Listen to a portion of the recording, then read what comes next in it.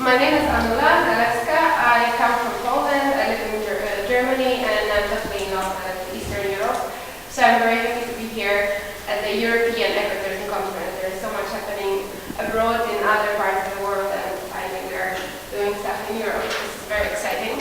And I represent the practical part of the business, and I will show you here how the enhanced travelers' experiences and economic development of local communities from the tour operator side. I will show it on the experience of active Ukraine, so Carpathians. And unfortunately there is no tour operators here, but hopefully it's going to be interesting for you as well. So yes, we can talk about ecotourism definitely from the environmental part and social part, but I want to also focus on the economical side of it. So obviously we know the expectations of the communities. Yes, communities expect from the economical part to have more jobs, to have more money, which is very good because ecotourism is perceived as an industry with a chimney, so almost 95% of money going that can be spent in the community, and not like all-inclusive type of traveling, like only maximum 15 to 20% goes to the communities. In ecotourism, we also think about quality, not quantity, which is obvious. So we don't want to have many tourists, but the ones that will spend more money there. And sometimes you have to think that in the beginning you have to invest some money to earn in the beginning, in the end. But this is also obvious. In terms of experience, what are the really unforgettable experiences that travelers want to have? They want to reconnect with nature. They are fed up with their really busy city life. They want some kind of authentic experience, memorable experiences and personalized offer. So they really want to connect with communities and interact with them. And they also travel together. They travel with big families. So operators should have the different range of activities ready for them, for young, for old, and for middle-aged. And also they search for fulfillment. So tourists not only want to connect with nature or just have great experiences, but they want to give back. That's why volunteering opportunities are on the rise, and that's why also travelers' philanthropy is getting more popular, although a little bit controversial. Yeah. So what I've seen so far with the companies I work with is that the participative approach is the most successful one. So obviously the national and regional structures are very, very helpful to build cooperation and to build partnerships. But what if there are no structures and we as business want to do something together with our neighbors and our community? This is still possible. I will tell you in practice about Active Ukraine, but this is a local tour operator based in Kiev, but they focus on Carpathians. And they did a lot of research and discussion in their territory to ask for feedback and discuss the products they want to develop. They found the right people. They found teachers. They found artists. They found leaders of opinion who would help to promote and create the products. And obviously, they want to have the full supply chain very local, so buy locally and cooperate locally. And what does participation mean on the tourist side? Tourists really want to have a full experience. So if there is an accommodation provided separately or there is just a biking tour, the experience will not be full. So what I suggest is to, even if you are one business, to try others and to promote each other. You earn, I earn. This rule would help everyone benefit from the ecotourism initiatives. So also we should give tourists the chance to give back, either through volunteering opportunities or donating directly money, or at least having the chance to interact with locals and exchange experiences. So this participation fully by tourists who are aware of our local issues, and also of the community who is really who want to welcome tourists, and they are very open for them. This is something tourist businesses should achieve. And about Active Ukraine. So they offer different active adventure and culture tours. just one of the companies I consult. And what is really great is they started from scratch, building their sustainable tourism policy and built all their tours around sustainability. And what they do is from the very, very beginning, using their promotional materials, using their blog, they educate travelers about Ukraine and the challenges and issues that should interest them. They have a making different section on the tour description pages. So tourists, when they decide where to travel, they already know what kind of difference they can make, what kind of impact they will make on the local community. And they have responsible travel cheat sheet in the welcome package. So whenever a traveler comes to Ukraine, they welcome them and give them some tips and tricks how to travel responsibly in Ukraine. So of course, at Ukraine, they organize excursions, but they also cooperate with accommodation providers, usually family-owned guest houses, not big hotel chains, and also local restaurants, and promote them to tourists. And however, it's quite difficult to find accommodations in Ukraine, but if the accommodation is not certified, Active Ukraine educate their partners about ecotourism or sustainable tourism, so they raise awareness among their network. And also, all their tours try to be environmental friendly, so they use public transportation, or if it's not possible, then they try to find local drivers and marshrutkas to help to create new jobs and in terms of transportation. What is important, of course, in ecotourism, the connection with nature is probably the most crucial part. So they put the active element of the active tours in the national parks, national reserves, but except from the fun part and sport part, they always combine it with education. So they invite people working in ecology or teachers who would explain to tourists the challenges of the region, and also put on a discussion what they could do to improve it. But except from the nature, we should also, even if our target and our core is nature, experiencing nature, I suggest we add some cultural part into it. So what Ukraine does is that they have big focus on rural areas, and they try to promote the cultural heritage and forgotten ethnic groups like Hutus in Carpathian Mountains.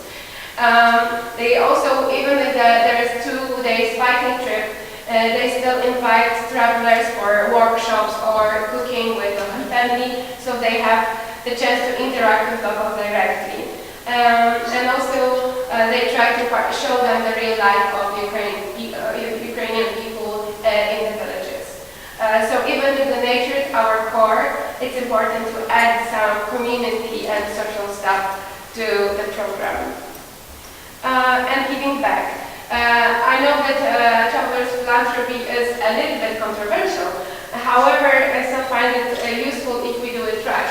So Active Ukraine works with schools and local NGOs, and they suggest when we travel abroad, we usually have some coins left in the end of our trip. So they suggest to leave these coins and donate them, the small donation, to one of the local projects. So it's a nice invitation. It's not interrupting the whole experience.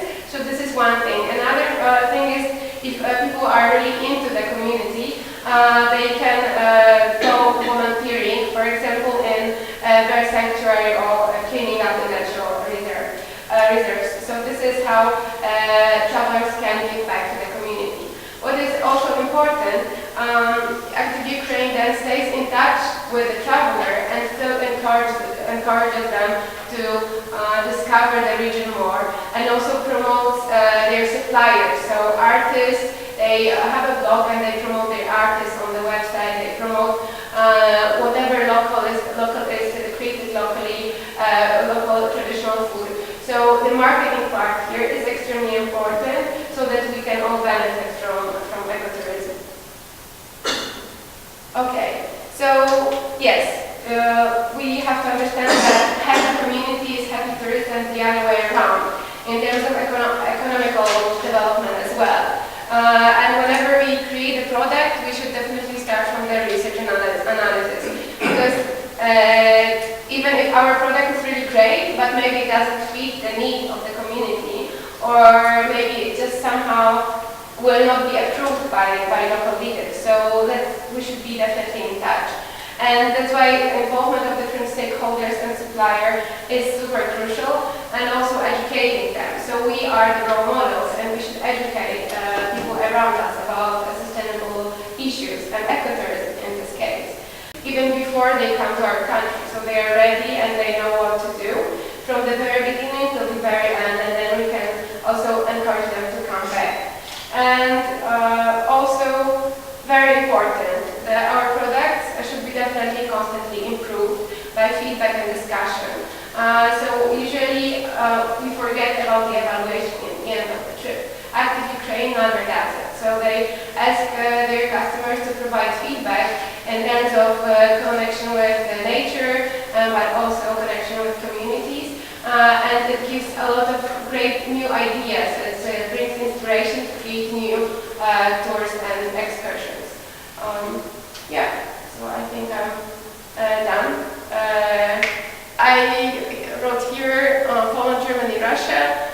These are my two favorite countries, let's say.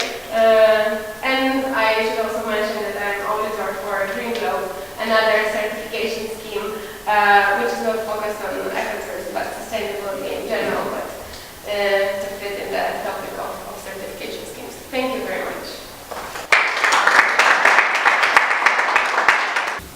Pigs.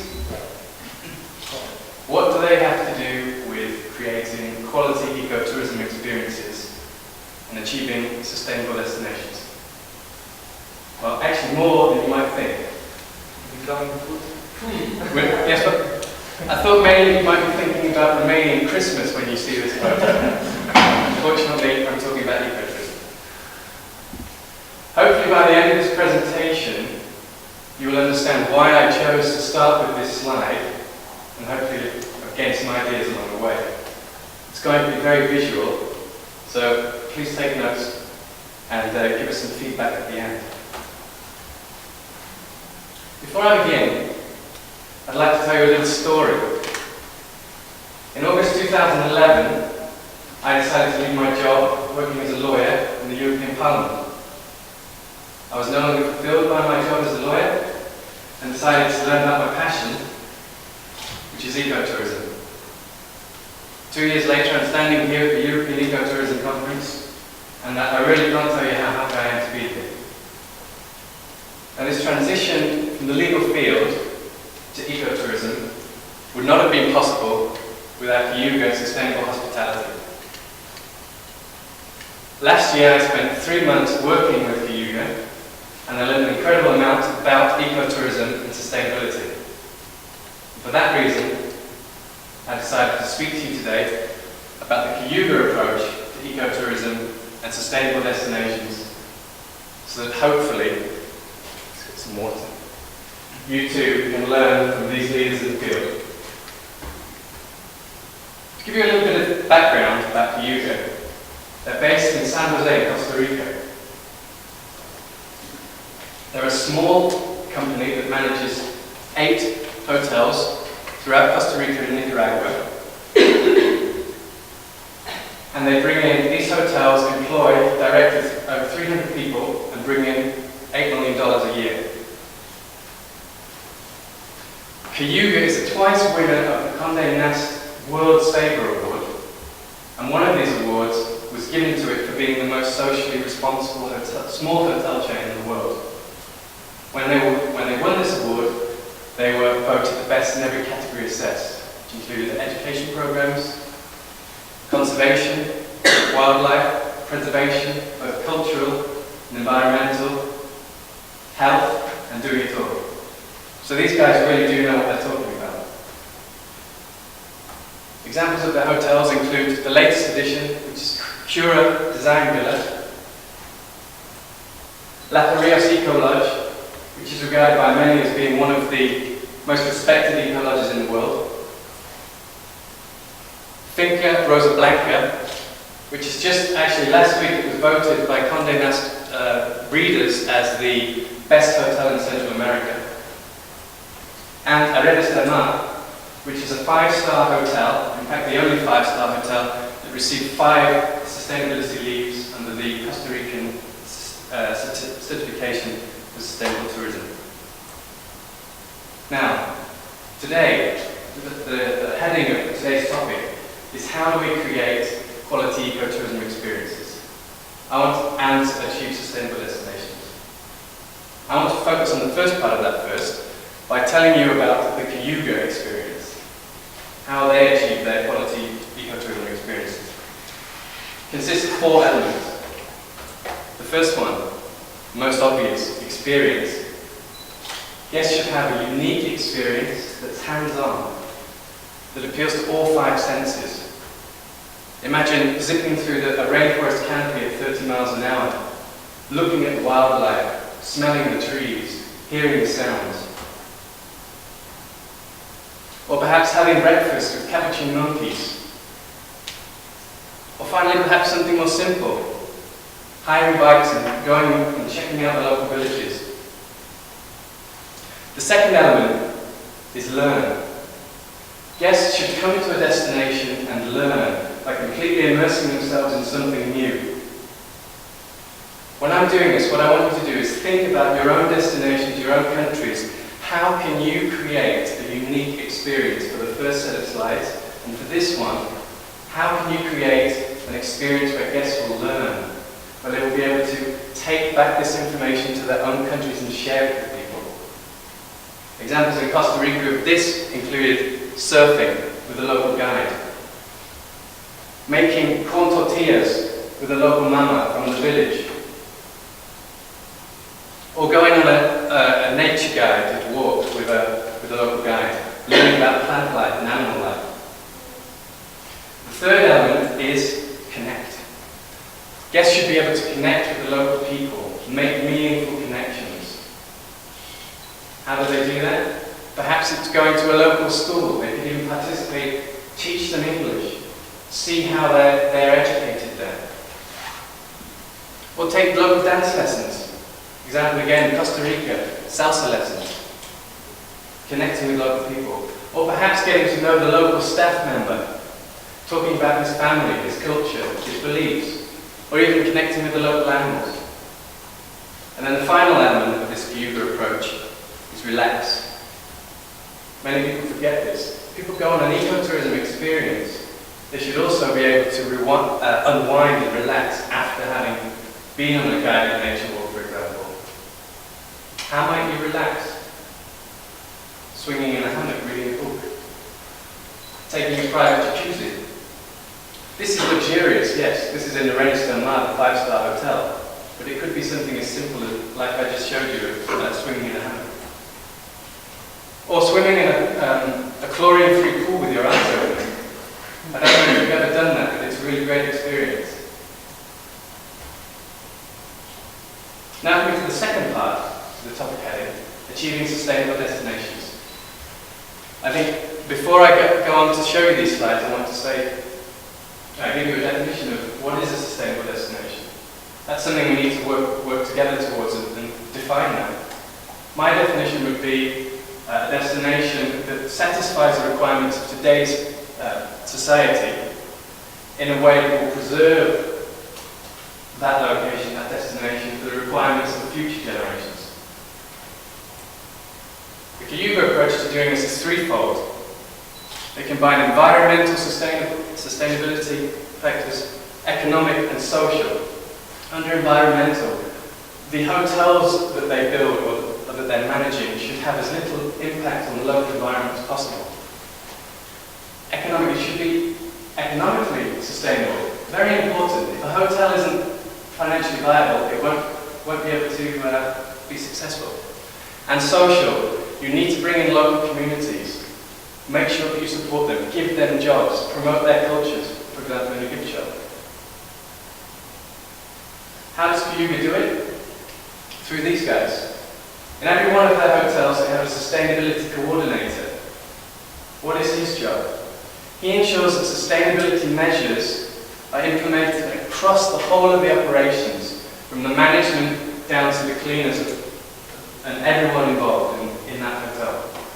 He also liaises, or she liaises, with the local communities, with the local schools, with projects that they can help develop the local infrastructure, for example. Promoting local culture, selling local goods, products made in the local village in their gift shops. Using native plants so that you don't have to water them as much.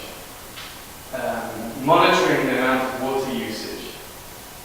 All of these have to be monitored so that they can be as efficient as possible. Why? They're trying to get certified in Costa Rica under this the certification for sustainable tourism. I don't know if you're aware of this, but it's highly regarded throughout the world as being one of the most advanced and difficult to fulfill. Engagement and inspiration. These two are really combined together. How do we engage the staff members? How do we teach them about sustainability and make sure that they follow what we're saying to them? Like I said before, you create incentives, you create regular training programs, you inspire them. If someone does something good, you award them. Perhaps you give them, you take them on a trip. How do you engage your guests? You need to know who your guests are before they arrive, so that you can adapt your sustainability practices to create an experience that they will enjoy. And how do you bring in local communities? You need to educate them again. Tell them about the benefits of making their villages clean, tidying up the beaches, getting them on board, inspiring them, showing them the benefits of what you're trying to achieve. There are numerous challenges. I took this photograph during one of the presentations by a sustainability coordinator. You see someone on Facebook in the front here, another guy on his mobile phone, people falling asleep in the background. You need to make sure that they understand why you're trying to do this. An example of one thing that happened in Arenas del Mar, they used chlorine, which completely messed up the whole wastewater management system, just because they didn't understand that if they use a little bit of chlorine, it was going to have massive consequences. So this is for the locals. And for the local community. Many people might not be educated, they might not understand the benefits of recycling. The sustainability coordinator will go into villages, hold talks, meet people who he can work with closely, who will then spread his message to ensure that waste just isn't dumped like that, but it is recycled. And then this is my own personal view at the end of this. I think that in order to create a quality ecotourism experience and achieve sustainable destinations, we have to combine the two. Use sustainability as an experience and market that to guests. Know your guests. See, like I said, before they arrive, find out who's coming and think about ways that you might be able to organise a trip to a local school, for example. Go on a local rubbish cleaning exercise. Perhaps you're dealing with elderly people who don't want to be so active. You could inform them about carbon emissions and offsetting, for example. There are lots of different ways. I don't know about your own resorts and destinations, but in each of the hotels with the sustainability coordinators, they offer tours and educate people who come so that they can be inspired and then use these practices in their own hometowns. A perfect example, and this is coming back to the pigs, it's my last slide. Why did I choose that image? In La Rios, this eco-lodge that I mentioned, they have pigs. The pigs eat the food scraps, and then they go to the toilet. Their poo and wee is collected, and then put into this big bag, which collects methane. That methane is then channeled off, goes back to the kitchens, and powers the stoves. stoves cook food, and the food scraps are fed to the pigs. And when they educate guests about this, they take them on a tour, and for me, this is the ultimate in this sustainable experience. And I've seen the guests in the way they react to that. And what I want you to do now is to think, how can I be creative?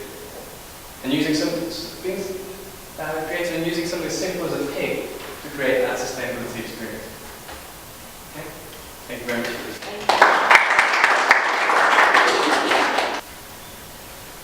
A few words about me. My name is Paul. I'm coming from a local NGO called Center for Protected Areas and Sustainable Development before the town came towards the western Romania, close to the Hungarian border.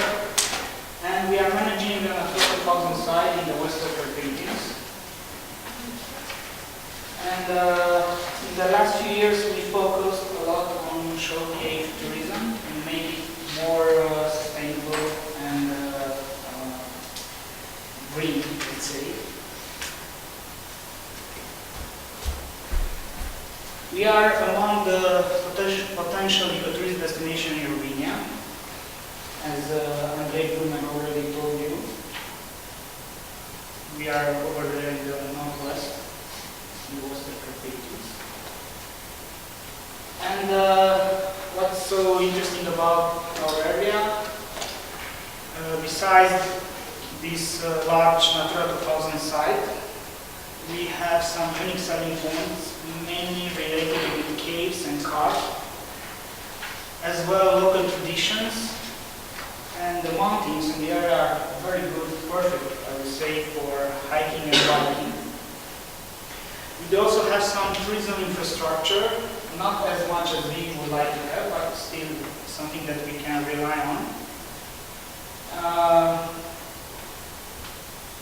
And our vision was to create a model for local economical development in line with the needs for protecting the environment and also the needs of local communities, to provide a quality visitor experience and to facilitate the understanding of how a karst system works and how a cave is formed, to provide stable and fair paid jobs to the locals, as well as additional jobs for local producers in the area.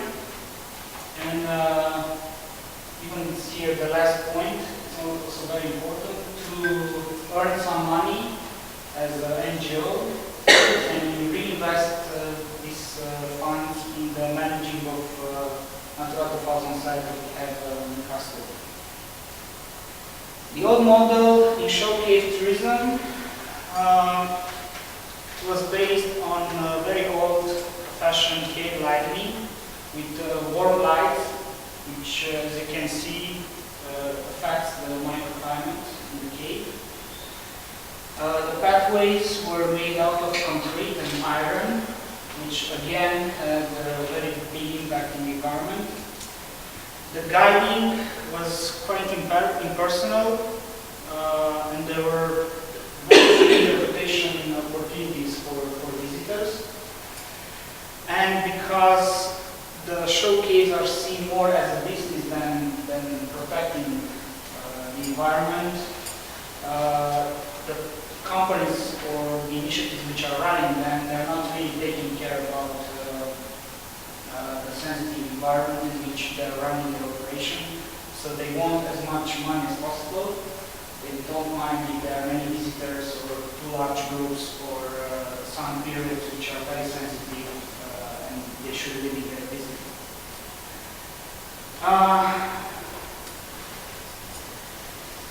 First, we arranged 2 caves in the last 2 years, and I will present both of them. I will start with Mezia Cave. It's one of the largest caves in the Western Carpathians. It has 7 kilometers development. It's the second largest bat colony in Romania, it's sheltered in this cave. It has many archaeological and paleontological discoveries, and it's a true underground cathedral. It's a very big areas. It was first developed for tourism access since the 19th century, but with very basic facilities, some of them really having bad impact on the environment, negative impact. In 2012, we managed to rearrange it with new technologies, including LED light systems, which provides cold light, which do not affect the environment, the underground environment. And the pathways were made out of plastic reinforced with glass fiber, which also doesn't rot, so it's a very good, material. We also tried to improve the route in order to avoid several bad colonies, because in the past it was no lighting system in the cave. The people were visiting, they were using flashlights, but now because it's a lighting system, we have to take care of the bats, which are very sensitive to the light. And this project was supported by the Romanian Medical Foundation and Romanian Partnership Foundation in the framework of the Green Entrepreneurship Program, because it was an idea to create a social entrepreneurship in the mountain areas. The other cave, it's Crystal Cave from Far From Mine. It's not far from Asia, it's like 25 kilometers. It has been discovered in the 87 in a former bauxite mine, but soon after it was almost completely destroyed by the locals because they were hunting the crystals in order to sell them. But when you take away the crystal from the cave, it collapsed. So my name is Maria Stoyan. I founded this association, ANTREC. The last 5-6 years, I am more involved in academic activities. I am a professor at the Faculty of Management and Tourism in Bucharest in the framework of this University of Agricultural Science. I am very glad to be here today. We as ANTREC have a very good partnership with the Ecotourism Association. And I do appreciate this conference, and I'm very glad that some of you coming from long distance, that you are interested in Romania, you are interested in ecotourism, so we have a lot of common point of interest. I will see it because it's easier for me to advance from here. So for my presentation, I choose the Neamț region. This is in the northeast of Romania, in Moldavia, Romanian part of Moldavia. And all the pictures that will be, so they are from this region, Neamț.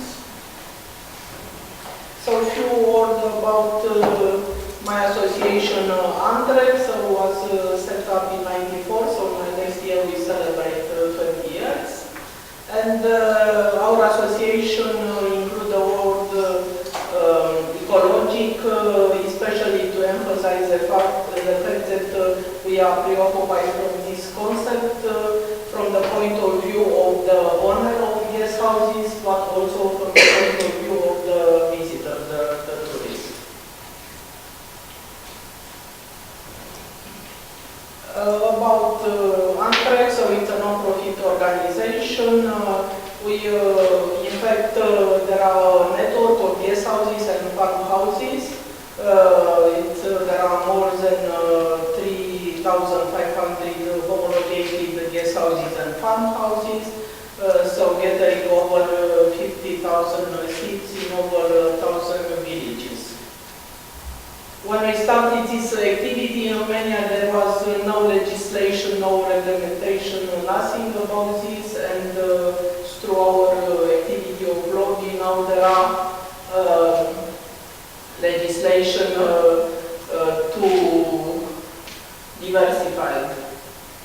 And since '94, ANTREC, so it's member of European Federation of Rural Tourism, and the last year we organized a congress in Neamț region. Few words about the guest houses typology in Romania, so you can see 85% there are houses of the locals, 50% 50% built especially for rural tourism. The owner 90% locals and 10% there are so-called investors. What we are not so glad, because some of these so-called investors, they don't take care properly as we think they should do, not all, but most of them. As capacity, 45% there are medium size, 3 to 5 rooms. What we consider that is the best size, so up to 6-7 rooms. So these which are too large already is not really a family activities. And 80% of the guest houses in Romania and farmhouses are located in the mountains region. 85% so in villages, so 10% in small cities like Corez, Brahmor, Râșnov, and 5% in the villages situated near the big cities. Ecological guest houses, so more than 20 years ago we divided guest houses in touristic and agro-touristic camps, like is now in the legislation. And the agro-touristic guest houses, in addition, they are preoccupied especially to protect the nature, to all the concepts that before it was said, so economic, social involvement. This is a map of Neamț department, Neamț county. So my Romanian colleagues here, so they know very well, they know the department, but for our foreign guests, so there are a lot of monasteries, not only in Bucovina, also in Neamț county there are monasteries, and also there are some national park like Vânători, Ceaclău, where is the mountain of Ceaclău. It's the only mountain in Romania, I don't know if in other countries, who has a saint. So on 6th of August, so celebrate the saint of Ceaclău. It's one of the most beautiful mountains in Romania. And there are also many guest houses in this region. So also the handicrafts are very developed. So in a quite small area, saying, because in Romania there are 41 counties, județ. So only in this one, so we have traditions, we have culture, heritage, nature. So very good for tourism, but also we have all the time to keep in mind that we should observe the nature. So opportunities that there are in Neamț for ecotourism. So as I said, Ceaclău National Park, Vânători, Neamț National Park, Bicaz, Canyon is one of the most famous in Romania, Cheile Bicazului, so Bicaz Gorges. Silver Forest, Lily Field, there are also very famous Romanian poems for this forest, Silver Forest. And so in the department of Nantes, so our association Andrei organized a local branch, a lot of activities, sure also with the involvement of other local association or in some villages with the help of local authorities, so it depends of how is in each villages. So there are fishing holidays, especially for trouts, wildlife holidays, equestrian, biking or walking, so develop recently tried this green ways to develop. It's in the project phase. And also extreme sports.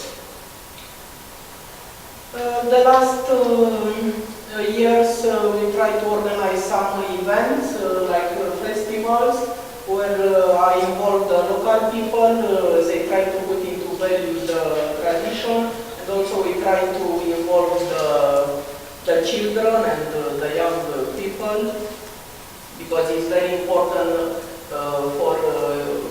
from education point of view to start with the children to show them to protect the nature and to put into value the traditions.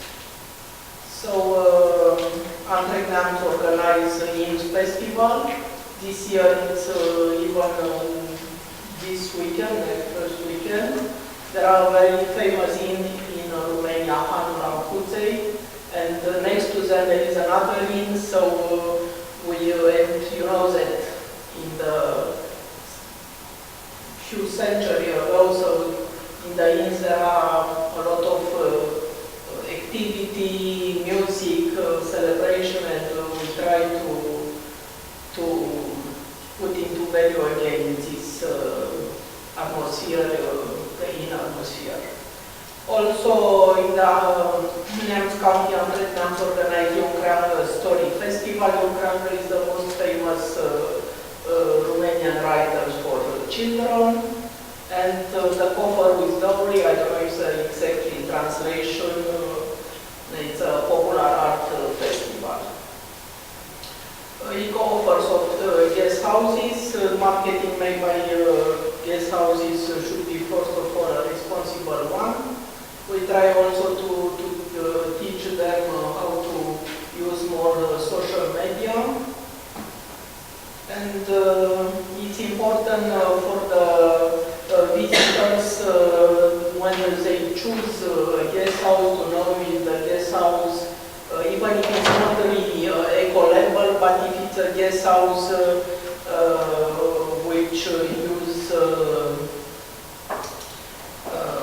which respect the nature with all the things from here. So the tourists can visit the national parks. They are very well organized, very good maps for the national parks that like the flora and fauna and make different sports with instructors. Whitewater rafting, it's a very known river, Bistrița River, horse riding. And the meals are customized according to the fashion announced by the tourists, and that must be taken into consideration. Also, we offer natural tea, like you received yesterday evening the present with tea. So promotion of eco-concept in the guest houses, so to put into value the traditional products, programs and events. So all this to for costume and tradition to put into value the local community and also have in mind this economical aspect. It's very important, as it was said before. And here is an example of circuit in Neamț County to visit different lake, monastery, canyon, so for few days. Thank you very much, and I hope you will have the chance to visit also this part of Romania, Neamț.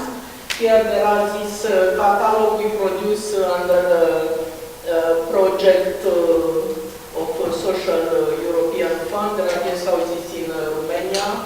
There are not all, but at least I suggest you to have a look. I know it's heavy, maybe difficult to take it, but at least to have a look of it. Thank you.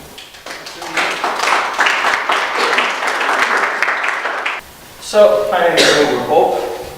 I'm nothing much than a writer, and even I'm involved in a lot of NGOs and structures like Ecotourism Association here.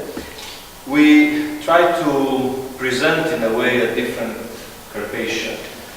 So we are interested to discover this kind of mountains, very nice put in the middle of the Europe.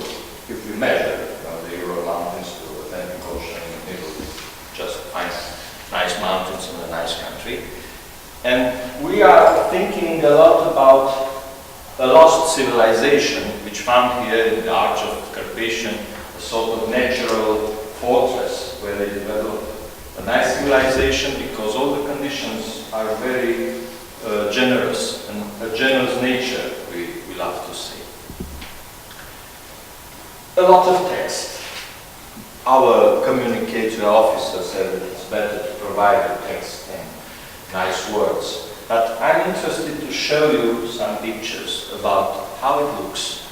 We love to have this symbol because we found on a rock, and it's a kind of god, a pre-St. George, which we call the Nubian knight or a Thracian knight. The historians are not very in a good harmony about this idea, but the basic idea is this kind of rider follow this civilization in mountains and Danube region, because it's very linked with this idea of fighting against nature, dark nature. You know, St. George fight with a dragon, this knight fight with a wild boar, assisted by a dog and having a well, spear. So this is the way we propose to discover Romania, and we can learn a lot of things. Unfortunately, my colleagues choose this picture of me because we have no other with good resolution, but you can learn this for us if you are a good rider. It's easy to make horse archery if you are a good rider because it's nothing complicated. It's in our gene, because we were sometimes hunters. So we are used with this. Now I'm vegetarian, probably some of you are also. We don't need to kill somebody, but it's fun to use this and to complete our action and our holidays in the mountains. And because this, how we call Mount Carpathian civilization, which is not something very precise, just the people who live somewhere in an altitude with higher than 700 and 1,000 meters. So they need to work in what they have. They have forest and wood. And this kind of working in wood is not so disastrous like cutting all the forest, making furniture and stuff. They just probably use something like 5 to 10 nice trees to work all the winter and having all the summer to offer to the clients. In the old days, those guys crossed all Romania from northern Carpathian to the Black Sea coast, selling their products, coming back home with grains and stuff we are not able to produce up in the mountains. So it's interesting to see Mr. Ivan up in the Skorišara, a small village where the biggest glacier or ice cave, how you said, is in the same place, knowing all roads in Romania till on the seaside, because they used to make this with the chariots, with the horse. Well, but this idea of staying together around the fire, it's an old thing. When humans discover the fire, they discover that it's nice to stay together in a warm place. So after a long day on a horse with legends and stories, but also with rain and cold, you know, it's not like in the postcard all the time, the holiday, sometimes it's raining and it's bad weather outside. Even the helmets can be very wet. Because what we want to provide is not just an achievement of another holiday somewhere in this nice world. You know? It's because we want to smell and to see everything, how it goes in the nature. Because you are very, I say, the right word probably, we are a little bit frustrated in the city. You know? Now big blocks and a lot of concrete and cars, but we need nature because we evaluate in nature. So what we offer as holidays and programs need to fulfill this thing we need so strong. Because staying on a horse is not a very complicated thing. With some good lessons in an equestrian center, you are able to walk with a horse somewhere. But you need abilities, and more than to have a basic preparation, you need to be emotionally fit, because you will discover something very interesting. The horse is like a mirror. In this mirror are you and the nature in a different perspective. It's not like, well, nice landscape, there I want to be in a holiday. No, there it's a kind of journey to itself. So we emphasize this idea of discovery, of self-discovery, because at the end people need to be satisfied. We have a strong principle in the ecotourism principles, the tourist satisfaction. So what we provide, we try to provide. Oh, this is something Zen. Is that in our century, there are some places which are not with too many fences yet, at least. And we can ride free on the mountains. Well, we need to be a good agreement with a National Natural Park Administration, but it is easy because we are ecotourists and we respect a lot of rules. Many times the rules for equestrian tourism in the protected area come from us. Never distributed to put to make a big mess on the grass, just a road, easily. Never put the oats on the grass because we contaminate, so-called contaminate with different grain and different species. So we are a little bit more aware than the administration in things like this. So this is why in all the national park in these protected areas we have this agreement. This region, it's in Kaliman Mountains, and it's not very interesting because it's high mountain, it's cold, it's snow, but this kind of experience is inside. And with waters and falls also, because our colleague says about senses. All the senses work for us, so we need to experience nature with all the senses, touching things, smelling things, looking at something interesting, hearing some birds, or well, hope not there, but it's nice to explore nature with what we have for this, with the senses. We are connected with the senses to the nature. Well, caves, my colleague said some interesting things about how to administer something like this. But we are more interested in discover small villages, put it somewhere more than 1,000 meters, where people live all the year, so not just temporary villages. And it's interesting how they are satisfied with their life. Even if it's hard, it's cold, it's a lot of work, it's not like in a resort staying, looking at how nice I can spend my money in this holiday. You know? They live there. And it's a simple life, but a very rich life in emotions, and all the senses are very charming. This is why we found them very healthy and very happy. Even they live with small money, they have no special things there, but they are satisfied with nice and healthy things. That pig, it's a not very happy pig, probably comes from a farm. But here they have one or two somewhere near the house, and it's in a way friendly breed, or how to say. Well, when they kill them, it's not so. But I'm a vegetarian, so I have not such a good approach of this. So we talk about national parks. Why we are there? Because in our programs we try also to educate people. It's an idea already presented here. I'm sorry, I need to copy you because I don't know something else to do. But we need to educate because we need responsible clients. So after 1 year, 2 years, 3 years of working, people understand that we are that way, that kind, you know. Don't go with a big guy with a beard because he will not be very happy to try to kill something there or to cut something or to collect all the wild flowers. We just need to look, to photograph, or to smell. You know? So we are not a consumer. We consume to live, to be happy in a way, but we restrict this consume to the strictly necessary because we don't want to let tracks in our life. So even when we talk about garbage and management for different materials up in the mountain, we just try to educate people with this simple principle, carry in, carry out. So what I'm taking with me, I just need to take when I go home and found 5 is what? Minutes, not seconds. Well, you just need to look at the nature. This is another friend of mine, equestrian guide, which is a nice singer and cooker.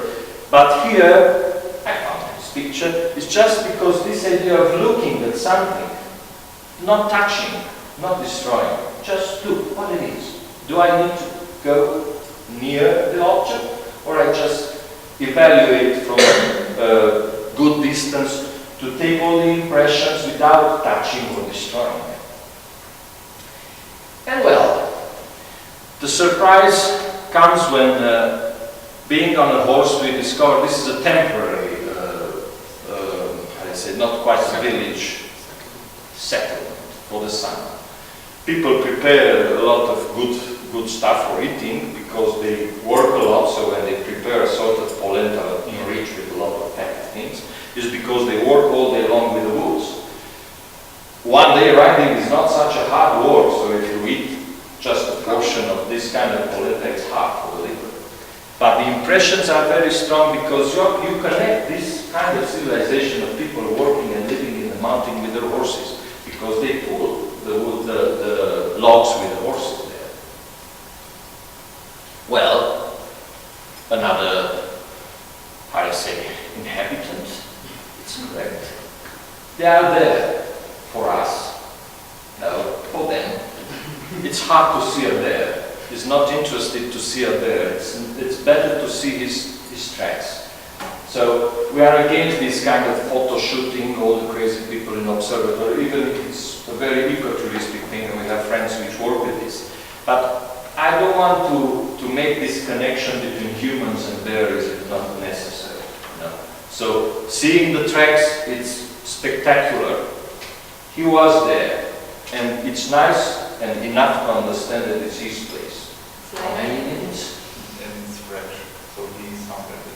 Well, connection with the small houses of the people who live there, it's interesting because this nice Belgian girl was in love with our horse, which is put it in a traditional stable. We use this because it was an awful night with a big storm. And even our Lipizzaner is a little bit confused about this condition, very restricted. I think I need to increase the speed. I will put you in this Romanian tradition with dances linked by the horse, because this is from a very old period when there was a kind of god like the horse. You know? This is our friends put in on a rock near an old monastery. I don't want to talk much about the horses because we have a nice history like all the European countries. So I'm not an extreme nationalist and talking just about the Romanian horses. But you see, the Wallach word in German, it's referring to the castrated horse, is the same word like for the Romanians in the southern part of Carpathia, they are Wallachs. I don't know why. Probably because Dacians and our mountain workers castrate their horses and work only with castrated horses because they are calmer and more efficient. I don't know if they were the first people who castrated horses. But Romania provide one of those three great stallions which create the thoroughbred lines, modern thoroughbred lines, the Birlitur, captured in Buda, when Buda was conquered. And it's written in the books that his Romanian origin. I don't know how he managed this to be of Romanian origin, but it's interesting because people breed animals in our region in the last thousands of years. You know. Now we have different kinds of breeds, generally European. Arabian or Shagia, how we have here, Shagia Arabian, Hutsul already mentioned as a minority in Northern Carpathian. There is a breed of horses that way.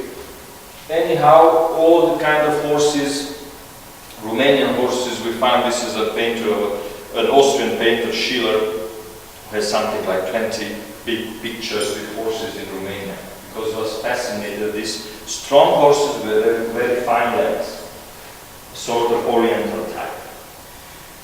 We call this high elevation equestrian ecotourism. I'm not insisting in ecotourism, you know better than me and than everybody probably in the world.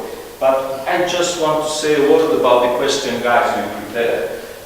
These are a sort of guardian angels, and this is because we took clients and we left with the entire body at the airport. This is our mission, yeah. To make them happy, but to make them to go home safe. You know? These are the horses. I'm not insist too much. Kind of programs for beginners and for experienced riders long distances in the mountains. Shelter for the star system, where we put the horses and make 7 different directions generally. Classified trials for experienced riders and kids. And again, and I want to insist once again in this kind of settlements and the civilization we found there, because it's in our experience in the last 15 years, all the foreigners coming in Romania are impressed by people who live there, and some of them discovered that 2 generations in back, something like this they can see in their places of origin. And probably because with such a delay from the rest of the Europe, we still found there interesting faces and people with different perceptions about life. There will be the danger, because that plastic civilization is very impressive. But we still can find their free horses, because they just let the horses in the pasturage, collect them just if they have to work, and then they have completely freedom. And this is a very important principle. We love also because we love to be free. Our experience in nature, we love not to be restricted, to be aware about what we need to protect, to conserve, not to destroy. But it's important to feel this freedom, because it's like happiness. You know? So that's a great way to discover the real Romania. It's not the Romania of the bad roads and highways, which we don't have too much. But you can see that with different approach of the nature, Romania has a different face. And Carpathian is something which define, I think, our opinion, something that lead us to rediscover common European values. And at the end, finish, to rejoice together.